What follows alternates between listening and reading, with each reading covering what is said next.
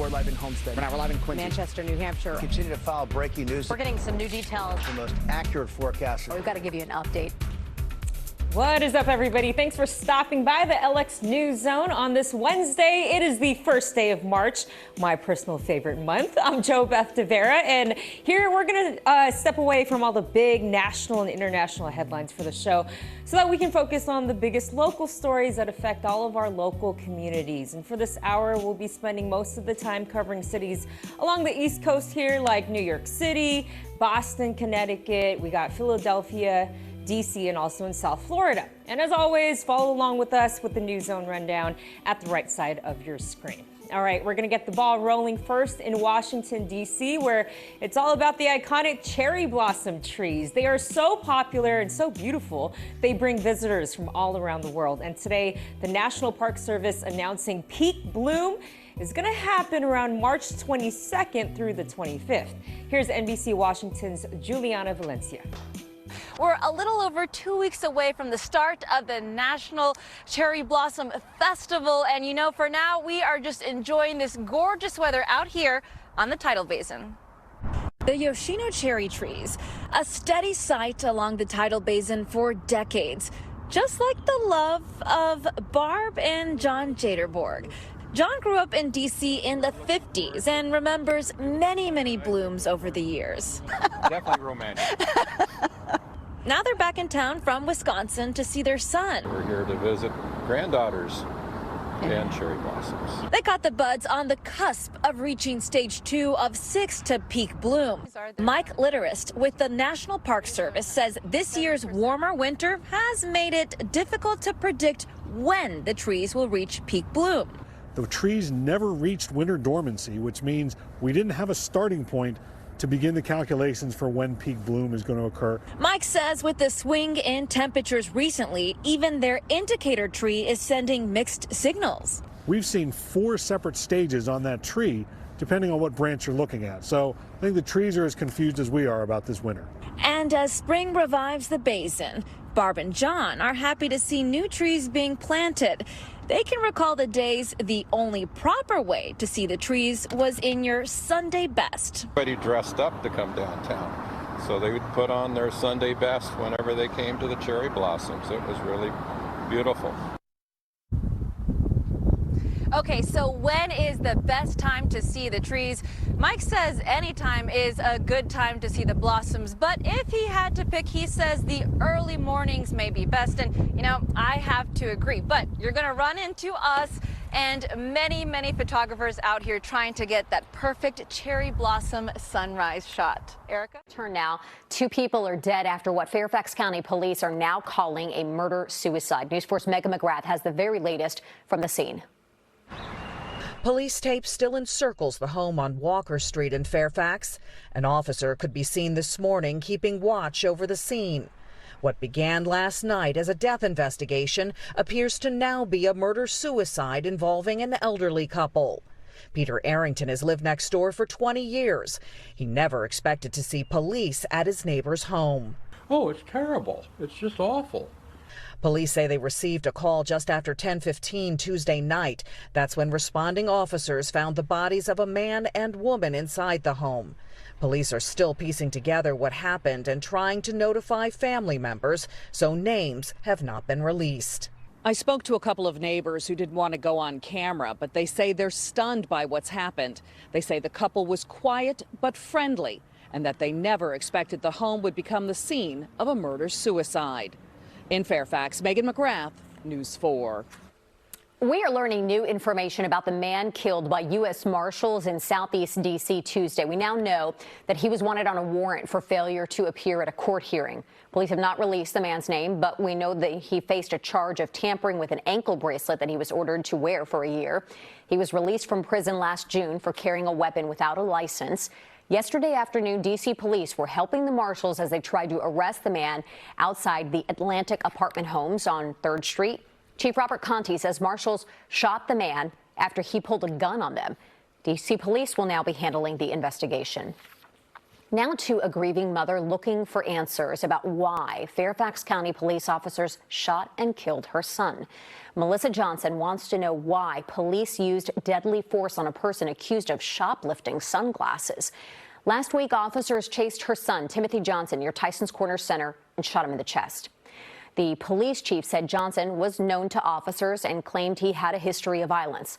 Police are conducting their own administrative review of the matter. There will also be an independent review by the police auditor. Johnson's mother tells News 4 she wants justice for her son. I'm having to compartmentalize my grief. I just want them to do what's the integral thing to them to do. The Fairfax County NAACP is demanding an immediate release of unedited body camera video, and they also want names of the officers involved and for the department to develop a foot pursuit policy. Fairfax County Police say the officers' names will be released within 10 days.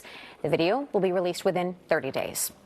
We're learning new information about the Metro train that derailed outside Arlington National Cemetery in 2021. The incident, if you'll remember, sidelined Metro's entire fleet of 7000 series rail cars for months. The NTSB released a report Tuesday that included new pictures that show the train jumping on the tracks and kicking up dust. And they still haven't determined the exact cause of the derailment, but they are paying close attention to the amount of force that was used to press the train wheels together. Metro plans to adjust the pressure on all the wheels on its 7000 series rail cars, and that's a process that could take up to 3 years, and that could also cost about $55 million. Heads up for drivers who use the Dulles Toll Road. You no longer need to dig in your purse or your cup holder for cash or for change to pay the tolls. If you don't have an Easy Pass license plate, readers will identify your car now, and then you'll receive an invoice to your registered address. Easy Pass customers will pay a lower rate, $4 for Main Plaza access, $2 for ramps. Pay-by-plate drivers will pay $5.60 for the Main Plaza, $3.60 for the ramps. The Metropolitan Washington Airports Authority says the change will speed traffic flow and reduce vehicle emissions. Okay, staying in the D.C. area, former Education Secretary John King is searching for information about his ancestors, only to find out that his family roots in this country begin closer to home than he could have imagined. NBC Washington's Jimmy Olabanji has that story.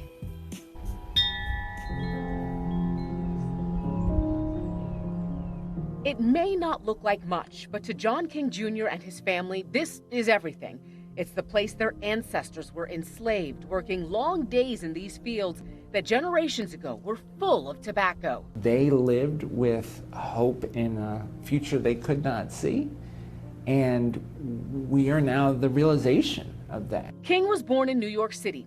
He became a successful educator, eventually becoming the Secretary of Education under President Barack Obama.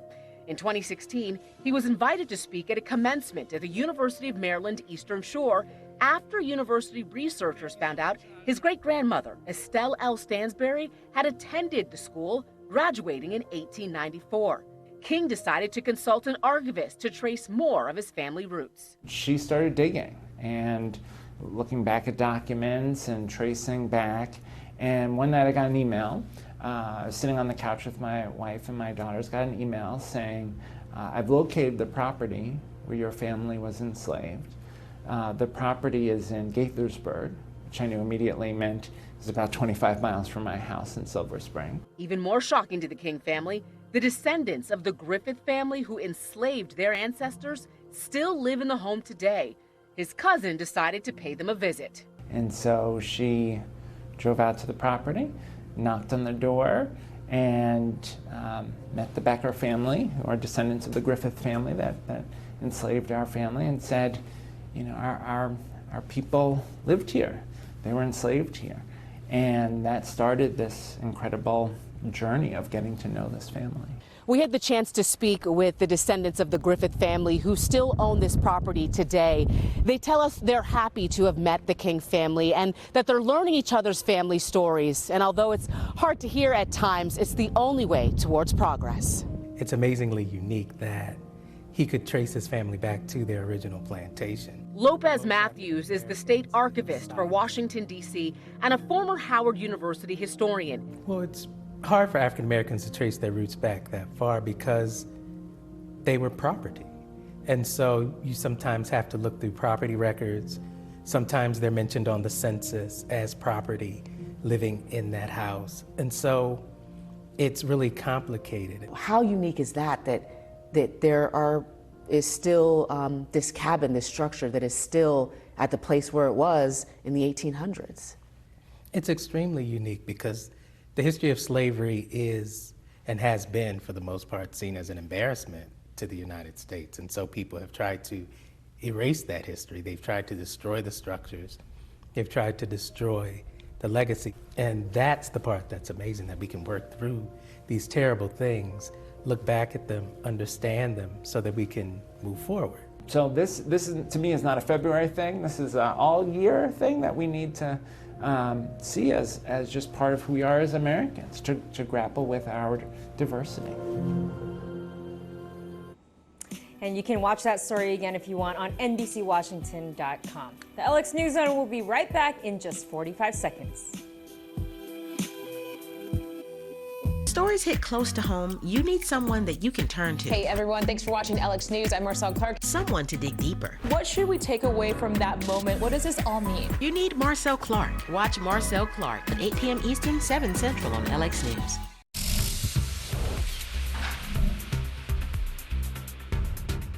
All right, thanks for sticking through that very short break. You're watching the LX News Zone, and we're next going to go to Boston. Police are searching for a man there responsible for a series of convenience store robberies, and we have surveillance images we're going to show you of that man, plus some new video that shows the moment an SUV was stolen with a toddler inside. We should tell you, though, that the kid was found safe and 2 people were arrested in that case. But first, our NBC Boston team has some breaking news about some power lines that have been knocked down. A wild scene. Sky Ranger is over right now. These are live pictures coming at you from Sky Ranger. Check it out. Several utility poles knocked down, and crews are now out there busy trying to repair them. But you can see a whole bunch of firefighters there surrounding what looks like yellow crime scene tape that has been strewn up. This happened on Montvale Avenue. It's right near the Woburn Town line. Our videographer on the scene counted 7 utility poles that have been knocked down. One hit the front of a tractor trailer. We know that. You can see all the wires here that are just now hanging onto the roadway, and there is the utility pole that's now smashed the front of that tractor trailer with wires all over. You can see why this would be a hugely concerning scene, right? Some of those active live wires. You can see police and fire are there. We don't know if anyone was hurt. We do know what caused this problem or the impact on power in that neighborhood. We don't know that is, but we are making calls. We are busy trying to get to officials right now, and we'll bring you the latest information right here on NBC 10 Boston, so stay with us. It's a busy morning around here. Also breaking a tractor trailer rollover. This is in Hudson on 495 northbound. Sky Ranger, you can see over the scene as well. It's forced the two left lanes there of that highway to close. Now, this happened a little before 10 this morning. We don't know if that driver was injured as well, but you can see right there the tractor trailer's roof destroyed, and getting that vehicle upright and out of there, it could take a while. All right, plus a major announcement from Eli Lilly that could impact insulin users across the country. This is huge news we're following. Thanks for being with us today at 11. I'm Melody Mendez. And I'm Colton Bradford. The company is capping the cost of insulin. It's a decision that could bring financial relief to millions.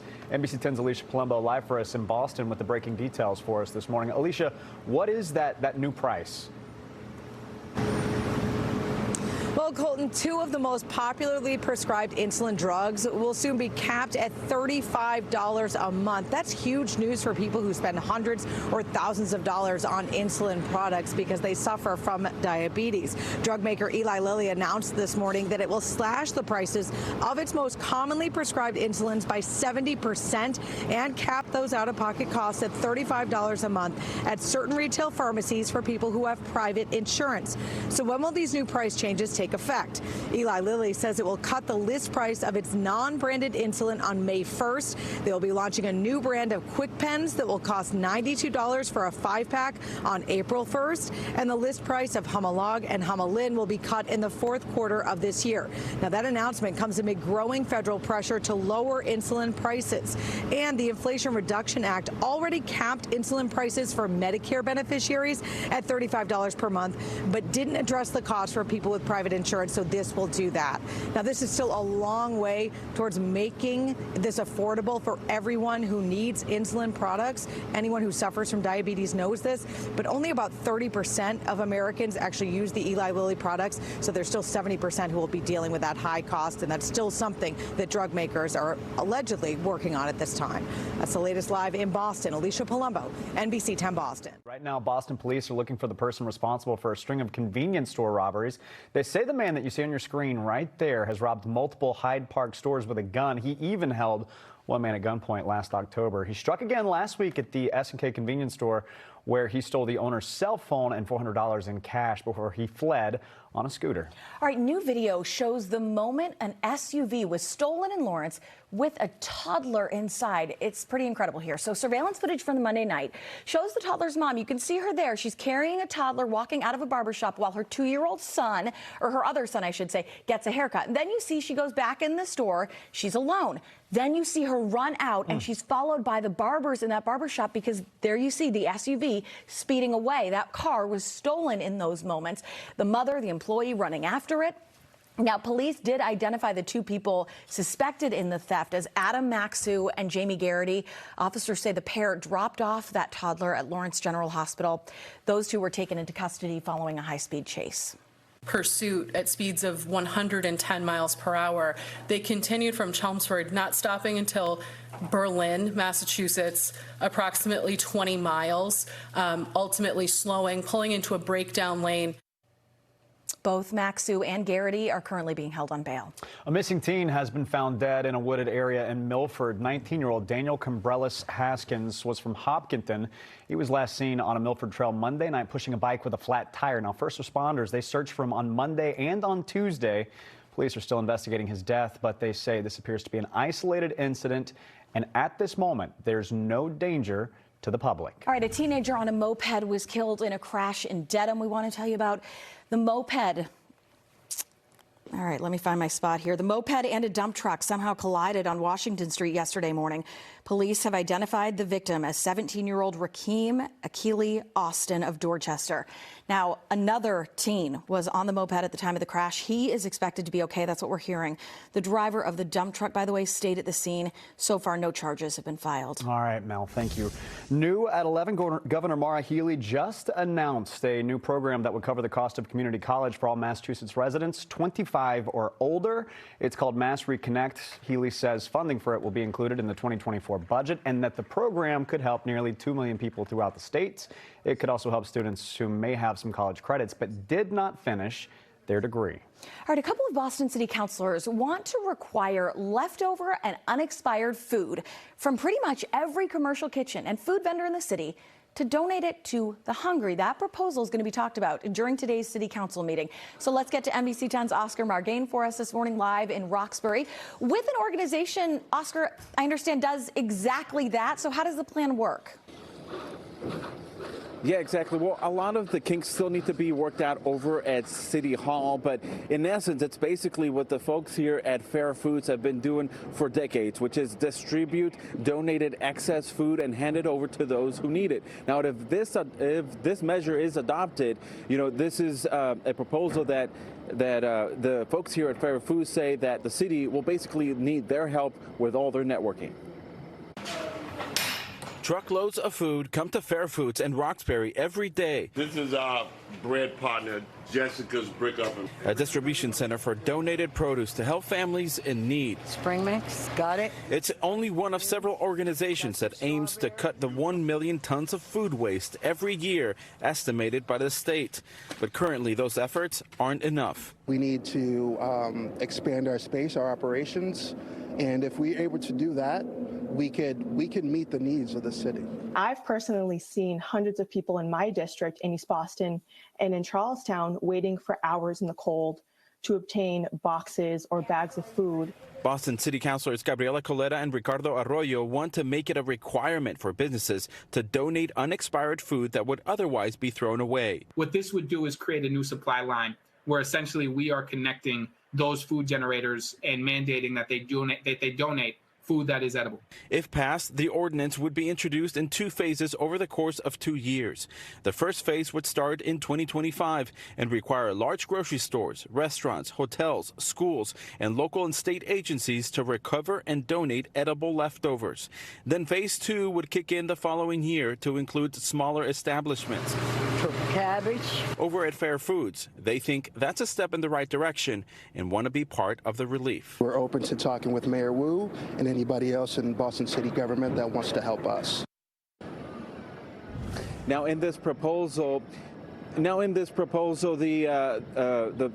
companies and the businesses who don't comply could face hundreds of dollars in fines. Now, the Boston City Council is expected to discuss this proposal in their meeting today. And if approved, Boston would basically become the first municipality in the entire country to adopt such a measure. Reporting live in Roxbury, Oscar Margain, NBC 10 Boston. An interesting story there, Oscar. Thank you. Nearly 100 people will officially become new U.S. citizens today. The JFK Library will host a naturalization ceremony this afternoon. A celebration will be held after the ceremony for the new citizens and their families. This is actually a video that you're seeing here from a previous naturalization ceremony. All right, the LX News Zone will be right back after another short break. Don't go anywhere.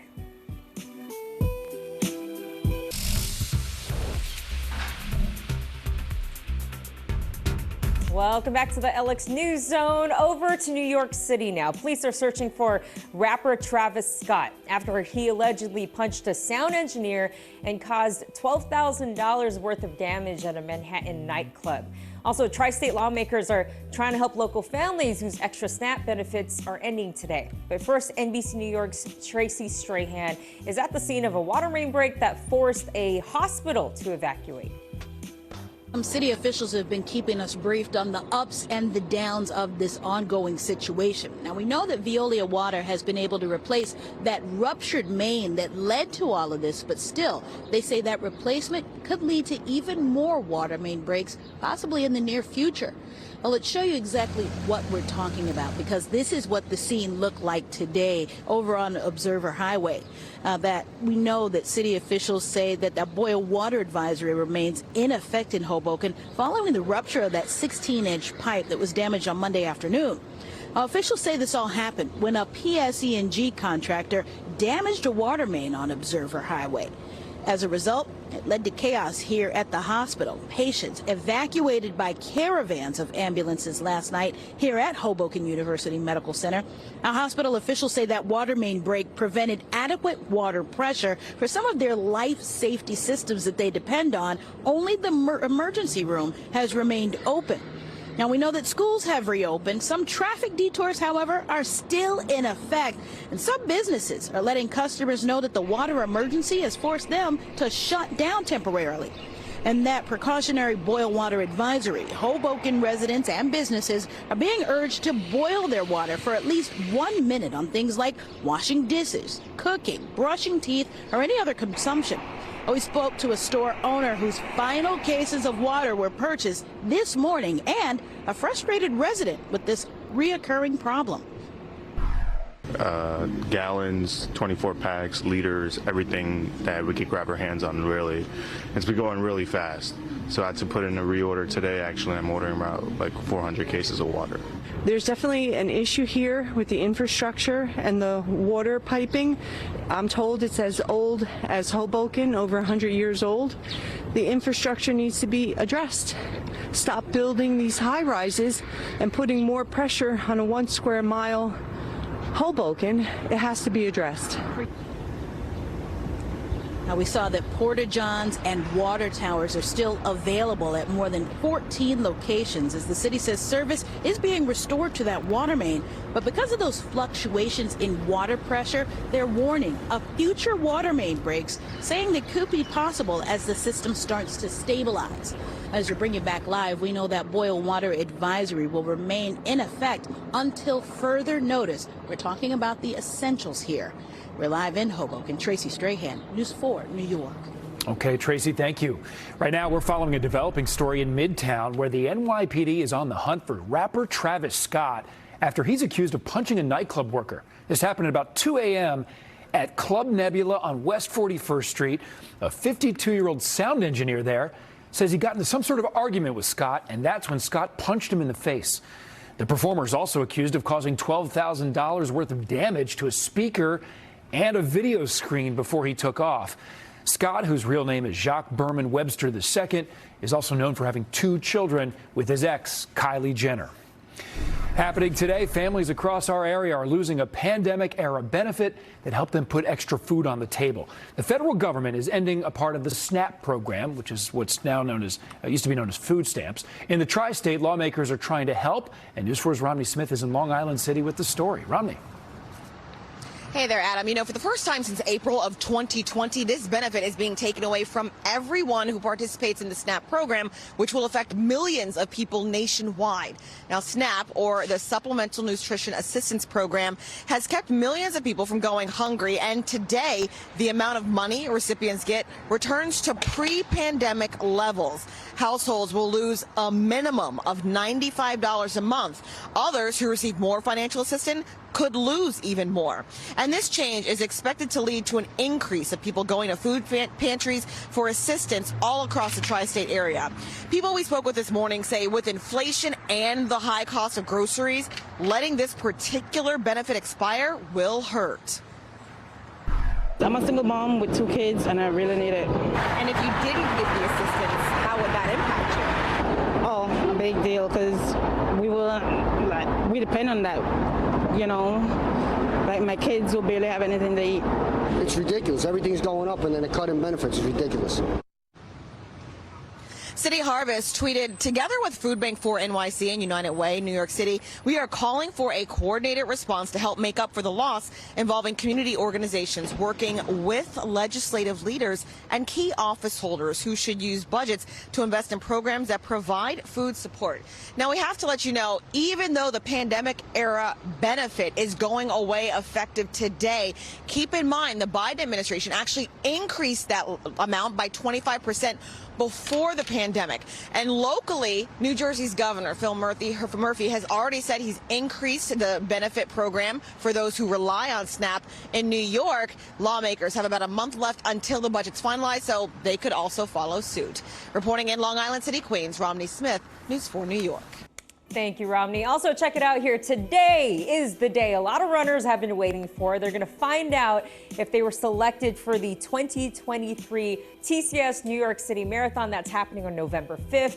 Apparently, it's one of the city's most iconic sporting events, so you can stay updated on NBCNewYork.com and click on that story. We'll be right back in just 60 seconds. We're live in Homestead. We're live in Quincy. Manchester, New Hampshire. Continue to follow breaking news. We're getting some new details. The most accurate forecast. We've got to give you an update.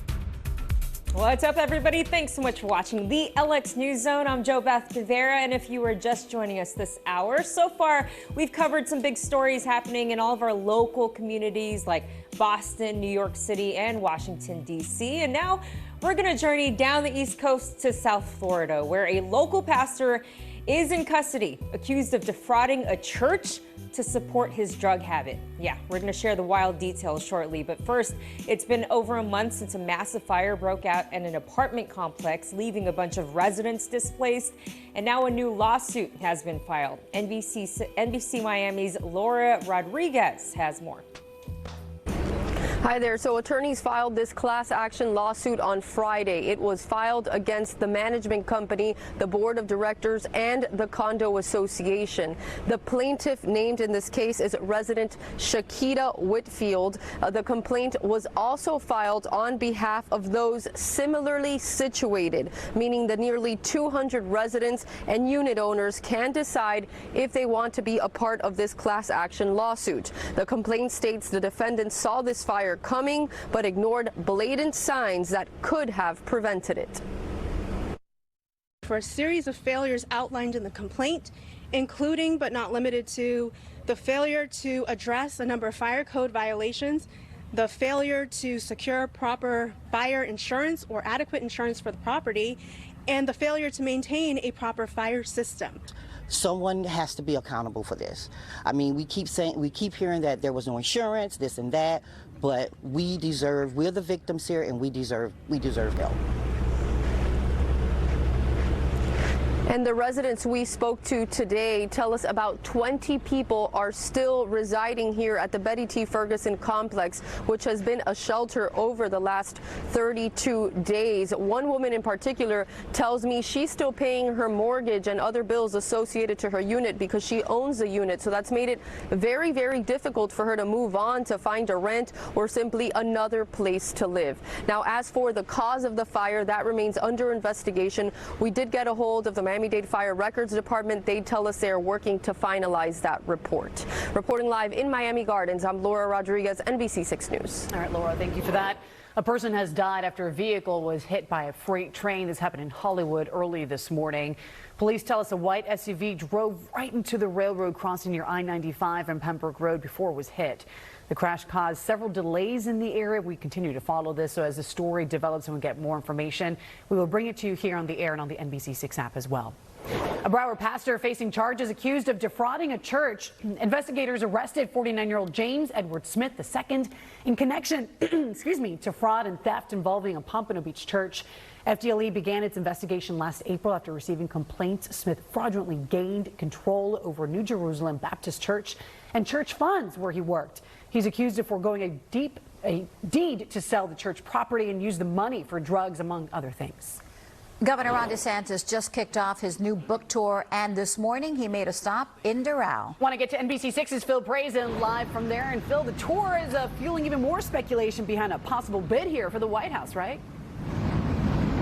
It is. Governor DeSantis is touring the state. He's also touring the country promoting his new book. And there are a lot of similarities between this book tour and what a presidential campaign looks like. Just one example. In the conclusion, the last chapter of his book is titled Make America Florida. 3 simple words as a slogan. I could see that coming to a yard sign near you. There are also a lot of other similarities when it comes to the details, like he has a private video production company following him around, getting video of him interacting with crowds. Just yesterday, he released a promotional video that looks very similar to a presidential campaign video. Our colleagues at NBC News reports that his team is planning trips to Iowa, New Hampshire, Nevada, and maybe South Carolina. Those are all those early presidential primary states. The only major thing missing is him officially announcing for president. But when he spoke here today in Doral, he really focused a lot about confronting the Walt Disney Company, for example, maybe the most powerful company in the state, then his education policies, including classroom instruction for young children some parents think is inappropriate when it comes to sex, gender, and racial issues. Now, at the end, talking about his ideas of leadership. Look, the sacrifices that we are called upon to make to keep this state free and hopefully one day to restore our country to greatness, those sacrifices pale in comparison to the sacrifices of those who have come before us and who have built this country into what it is to give us the opportunity to be in these fights. So at his event yesterday, there were some protesters, including some people with Trump signs and President Trump T-shirts that were not allowed into the DeSantis event. Another thing to look forward to, again, if he runs for president, that major hurdle is going to be former President Donald Trump. However, there were not any protesters at this event in Doral today. Phil Brazen, NBC6 News. Phil, thanks. The Miami-Dade Water and Sewer Department has issued a no-swim advisory after a broken pipe spilled wastewater into Biscayne Bay. Chopper 6 over the scene, as you can see, where the pipe broke at Parrot Jungle Trail. Officials say 5,000 gallons of wastewater spilled from that pipe. Staff members were able to recapture 2,200 gallons, but the remaining portion went into the Biscayne Bay. The no-swim advisory includes the water surrounding Joya Beach, Venetian Causeway Park, Watson Island Marina, and Yacht Haven Grand Miami Marina. The advisory will be in effect until testing samples come back clean for 2 consecutive days. Happening right now, it is day 2 of the trial from the death of the Broward County deputy. Deputy Benjamin Nips was responding to a call for help when he was killed in a crash. It's been almost 4 years now. And 4 years later, the man who police say is responsible is on trial. Darren Johnson is charged with DUI, manslaughter, and vehicular homicide, among other things. Court records show he was driving on a suspended license at the time of this crash. It happened in July of 2019 in Deerfield Beach. The defense is arguing that the deputy caused the crash, not the defendant, and that the DUI blood tests are faulty. Multiple BSO officers have taken the stand testifying about the night of the crash, some breaking down as they speak. Listen. I went to my car and I grabbed the crowbar in my trunk of my car. Okay. Is that something you normally keep in the back of your car? Yes. And after you grabbed the bar, what did you do next? I ran back to the SUV and we figured out how to try to get him out. We do have a crew in the courtroom right now. We will have a full recap of the proceedings from today on the NBC6 News starting at 4 o'clock. A person is being treated for injuries this afternoon after an off-duty officer's gun accidentally went off inside a restaurant in Coral Gables. The shooting happened at Sushi Maki on Ponce de Leon Boulevard and Aragon Avenue. Police say the weapon went off and hit another customer. The victim was rushed to the hospital, but their conditions remain unknown. We're still working to find out which agency the off-duty cop works with. That was like horrible, with no dignity. Turning now to shocking video you'll see only on 6, showing you the moments before 48-year-old Claudia Ordóñez was murdered. This happened in southwest Miami-Dade last month. Police say Axel Ordóñez Diaz allegedly stabbed the victim, then used her own vehicle to drive her over. They say Ordóñez Diaz then crashed into another car, hurting 2 people inside. He was shot by police and then taken to the hospital for treatment and later to jail. He is facing several charges, including murder. We'll take a look at your screen right now because newly released images show the car police are looking for in connection with an attempted abduction in Pembroke Pines, and that's the car right there. Police say it's the same car on surveillance video following a woman Monday afternoon as she walked in the area of Southwest 68th Terrace and 4th Street. Police say the driver was described as not wearing clothing when he drove alongside the victim and started making lewd comments. They say he later blocked her path with his car and tried to grab her, but took off. If you can help, call the Pembroke Pines Police Department. Check out all those stories again on NBCMiami.com. The LX News Zone will be right back after another quick 45-second break. Sit tight. Stories hit close to home, you need someone that you can turn to. I'm Jo Beth DeVera, and you're watching the LX News Zone. Someone to make sense of it all. What do people need to know right now? I'm going to break it down for you. Watch Jo Beth DeVera at 2 p.m. Eastern, 1 Central in the LX News Zone.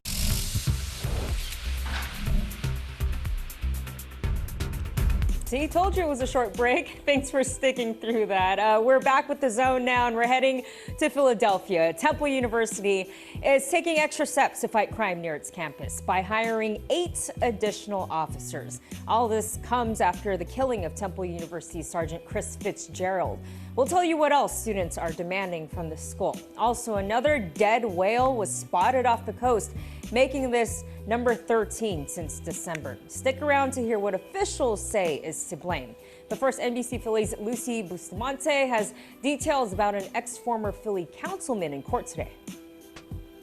Happening as we speak, a former Philadelphia City Council member inside of a packed courtroom today. His sentencing is underway right now on federal corruption charges. Bobby Heenan served on city council for 10 years before falling from grace. Heenan was convicted of doing IBEW leader John Doherty's bidding while he sat on council and was getting paid by the electricians union. Heenan and Doherty were both found guilty of conspiracy and multiple counts of fraud. The prosecution has asked for an 8 to 10 year prison term. So right now, an investigation is underway in Hamilton Township, Mercer County. This video just into our newsroom. You see the police, the first responders, and a utility truck there at industrial area along South Gold Drive. So right now, not clear what happened. As soon as we get more information on this investigation, we'll pass it on to you. Temple University is taking new steps to fight crime near its campus. The university hiring 8 additional officers. Yesterday, the students, they had a walkout. They're certainly not the only people impacted by violence, though. Community members also very concerned about their safety, and they gathered with the police last night. A meeting was held with the 22nd Police District on the agenda. Major concerns about crime around Temple's campus, carjackings, and the killing of Temple University Sergeant Chris Fitzgerald. Now, earlier in the day, one student led the protest through campus, and students, they say they want better, faster safety alerts sent through text, and they want to see the admin make crime and safety a priority. We are not asking Temple to solve violence. We are asking Temple to do their due diligence in keeping students safe. The last thing we want is to be in a city such as this and to feel that we're not safe. Our officers on a regular basis go out here and we lay it down on it. We lay our lives on the line to make sure that people know that they're safe. In a statement, Temple said, quote, "We also share our students' concerns. Gun violence is a systemic issue and must be solved through a holistic approach," end quote. Now, Temple has long said that they can't solve this problem alone, nor can one single police district in North Philadelphia. These issues will become front and center in the upcoming mayoral race, as police say that they will continue to hold monthly town halls. Justice Ketanji Brown Jackson has written her first majority opinion for the Supreme Court in a case that involves the state of Delaware. Brown and the justices, they sided with a group of states that said that Delaware had improperly received hundreds of millions of dollars in unclaimed funds from the money transfer company MoneyGram. Their ruling found the money should have been shared among the states. All right, let's show you what's going on with another dead whale that has been spotted floating along the New York-New Jersey coastline, making this number 13 since December. The dead humpback whale was last seen 4 to 5 miles south of the Ambrose Channel, which gives ships access to ports in New Jersey and in New York City. And officials say that some of the recent whale deaths along the coast have been blamed on vessel strikes, but it is still unclear how this specific whale actually died. In fact, yesterday morning, an 8-foot-long bottlenose dolphin also washed ashore in Avalon. Staff at the Marine Mammal Stranding Center, they are working hard to determine how this one died as well. Poor animals. All right, guys, real quick, we do have an update to tell you about on the former Philly councilman convicted of federal public corruption-related crimes. Just a little while ago, Bobby Heenan was sentenced to 3.5 years in prison. He's going to serve that time at a facility as close to Philadelphia as possible, and you can read up on all the details here on NBCPhiladelphia.com. We're going to stay in Philly for this next story because I want to introduce you to a teen who knows his way around the kitchen. His name is Carlos, who's been described as a talented and creative young man looking to have a deep connection with the Forever family. A few things to know about this 16-year-old. Carlos doesn't just love to bake. I like to cook and box. He's hoping that food is the way to an adoptive family's heart. He always is willing to be the sous chef at home and help out, or take care of it and do the whole meal. His caseworker, Melanie Hill, says that Carlos is actually studying culinary arts at his Vo-Tech school. But in his free time, he loves to play video games, he loves to go fishing, and learn about the fish, too. I have to wait like 1 more week for my fish tank. He's a very thoughtful young man. Even the resource parents have shared how he's always willing to help and go above and beyond. He also wants to keep in touch with his brother and 2 sisters and would love a home with children. I would like some siblings. But mostly, he wants a home where the recipe is always made with love. Somebody that's going to help nurture and cultivate what's growing on the inside.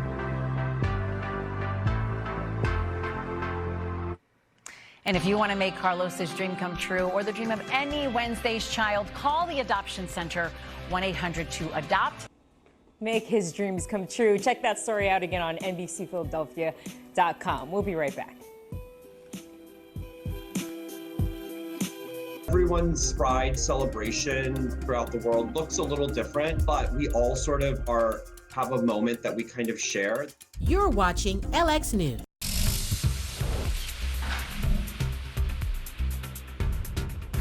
What's up, everybody? Welcome back to the LX News Zone. I'm Jo Beth DeVera. Our last stop today, we're bringing you to Connecticut, where 4 UConn students are actually recovering after a sledding accident. We'll have the details on that. Also, a transit bus driver was taken to the hospital today after a crash with the tractor trailer over in West Hartford. Police say that they had a pretty hard time freeing the bus driver because of all the ice. NBC Connecticut's Michael Fuller is at the scene with more details. So the bus is no longer here, but you can still see that half that road is closed off. Also down the road, you can see the tractor trailer that was involved as well. Now, fire department tells us that they don't want to exactly speculate exactly what caused the incident, but they do say that the black ice did hamper their rescue of the bus driver. However, our cameras were here not too long after the accident, and we can say that it was a dramatic scene that left the driver of the bus injured. We found the CT Transit bus driver significantly pinned into his bus. This morning, West Hartford Fire Department received a call around 5:08 for a collision between a tractor trailer and a CT Transit bus. Now, from what we know, the driver was the only one on board, but the bus did have significant damage after firefighters say it took nearly a half hour to rescue the driver from inside. And numerous jaws of life, multiple rams, pneumatic rams operating at the same time to kind of push all that deformed material off of his legs. There was significant deformity to the bus itself. Most of the dash was crushed down onto his legs. He was in significant pain. Fire department paramedics were able to provide pain management medication while he was still trapped. Meanwhile, neighbors say my wife and my stepkid, they heard of the noise and they went outside to check it out. Victor Montero, who lives right off the intersection where the accident took place, describes the bustling street, but says he's never seen anything like this before. This is a busy area. We're having a lot of accidents over the year. Not that kind of ugly accidents, but we do have. I didn't expect to have a bus colliding with a semi-truck. And right now you're taking a live look at the scene. Again, the bus is no longer here. They did clear the debris that was in the street, but you're seeing that half of the road is closed, and further down the street is that tractor trailer that was involved in the incident. Now, we know that the driver was transported to Hartford Hospital, where we're told he's expected to be okay and have non-life-threatening injuries. And we also reached out to CT Transit. They say that they don't have a comment at this time, but will continue to investigate along with the West Hartford Police Department. Reporting live here in West Hartford, Michael Fuller, NBC Connecticut News. Kev, sending it back on over to you. Michael, thank you. 4 UConn students are recovering after sledding accidents on campus. Emergency crews were called to Horse Barn Hill around 5 o'clock last night after 2 students collided. As crews helped those students, a second crash happened nearby, injuring 2 more students. All 4 are expected to be okay. You know, sledding injuries aren't the only issue you might have after this winter storm and the next one that's on the way. If you're out shoveling snow, maybe snow blowing, or walking on slippery sidewalks, you could be at risk for getting injured. A group of doctors from Yale Medicine, they say slips and falls often lead to fractures in the hand and can even cause spinal injuries. Very commonly, we see patients that come into the clinic that are lifting heavy snow, and they ended up, straining a muscle. A reminder, when you're out there shoveling, you want to lift heavy snow by, bending those knees, use your legs, and notch your back. I'm kind of telling you that and reminding myself at the same time. Happening now, another pandemic-era program has come to an end. People who relied on supplemental SNAP benefits for groceries will lose this assistance. Now, this helped more than 42 million Americans across the country, but a number of states will be rolling back these payments. NBC Connecticut's Jolie Sherman joins us live in New Britain with the effect this will have on families and food banks. Jolie. Yeah, Kevin, over the last couple of weeks, Connecticut Food Share has seen more and more people coming out to their mobile food trucks. And where we're standing now was the site of one this morning. It just wrapped up. Now, they say they're prepared for this, as they've seen other pandemic-related programs such as unemployment benefits and the child tax credit expire. When the pandemic hit, the government gave families in need extra help with groceries through supplemental SNAP benefits. After 3 years, some states are rolling back these emergency benefits. I do work, but it's not enough. Those who relied on this help will lose about $90 a month. And it's happening just as food costs continue to climb. It's expensive. It's getting very expensive. In the last 12 months, the average price of food in the U.S. increased more than 10%. Not only does it impact families in need, The end of this pandemic-borne program will affect food pantries across the state. We've already seen an increase in the number of people going to our pantries, the amount of food that our pantries have requested from us. So, the first line of defense against hunger is always SNAP. Jason Jacobowski, CEO and president of Connecticut Food Share, says for every meal a food bank can produce, SNAP can provide 10. A woman from New Britain is feeling the pinch and changing her budget. Like eggs, I don't buy eggs anymore. I'm not paying that price for eggs. Friendly Hands Food Bank in Torrington, which serves 5,000 clients, is also expecting an increase in demand. So what we need to do is we need to stress the need for more donations. And again, it doesn't have to be necessarily monetarily. But if you could volunteer to food bank, we're going to see a huge uptick in the numbers of people applying. Coming to Food Share does save me money from not having to buy certain things in the grocery store. It does help me and my family out a lot. And of course, there are still resources out there. SNAP benefits will reduce to its usual level, so if you are eligible, be sure to apply. Now, you can also look to Connecticut Food Share's website for pantries near you or call 211 for more assistance. In New Britain, Jolie Sherman, NBC Connecticut News. Jolie, thank you. People in West Hartford are remembering a community member killed in an attack in Israel. 27-year-old Alan Ganales was shot and killed Monday. He was in Israel for a wedding. Ganales had a dual citizenship. He'd attended Hebrew school in West Hartford before serving in the Israel Defense Forces until 2018. Neighbors who describes him as smart and engaging are troubled by news of the attack. No matter what faith you are, no matter where you come from, we're all just humans. Ganales' family is now in Israel for the funeral. All right, those stories are posted on NBCConnecticut.com. We do have an update on that particular story saying today Israeli troops did arrest 3 suspected in the killing of that man in West Bank. So you can click on that story on the website. Also, a news story here about a hunter from New York who's accused of killing 2 pets over in Ridgefield. Now, the article says he's been denied an application for accelerated rehab. It's a diversion program for first-time offenders. The details of the case are quite graphic, so if you want to read up on this story, you can on NBCConnecticut.com. That's all we have for the LX News Zone. I'm Jo Beth Tavera. Thanks for watching.